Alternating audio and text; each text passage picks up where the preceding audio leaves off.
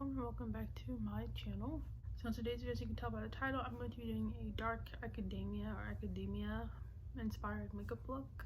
So as you can see, if you're a returning viewer, I did dye my hair red, and that was kind of the inspiration for this video. Of course, you can have any hair color and desire this aesthetic, but when I think of this aesthetic, I mostly think of warm tones, so mostly brown hair and red hair. But again, you can have any hair color and desire any aesthetic, it doesn't matter. But again, I was just thinking more warm tone colors. I kind of sort of tried to dress the part, but I couldn't find any of my turtlenecks, so I just wore neutral colors. So hopefully this kind of helps a little. But without further ado, I need to go get my mirror and then we can get started. Also, I have hair dye all over my watch band, so don't mind that. Here I'm taking my liquid illuminator and I'm just putting it on the high points of my cheeks because I feel like people with this look just have a really cute, dewy, lit from within glow. And so this really helps with that.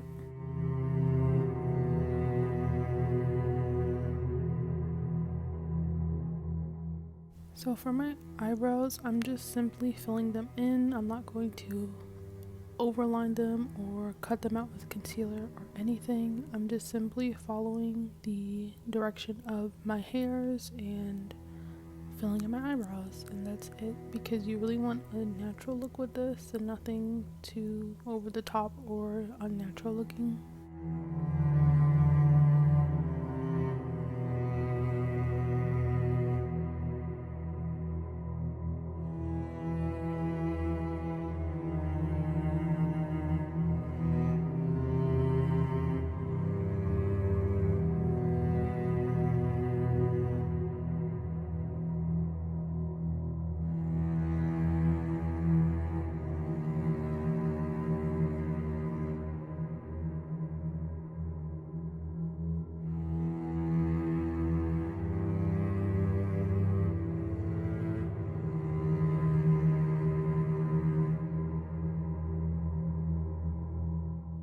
Okay, and here I'm just taking my foundation and my sunscreen and I'm mixing it together because I read that if you mix your foundation with a moisturizer, it thins out your foundation a bit and gives it more of like a BB cream effect. So very lightweight and light coverage, which is good for this specific look.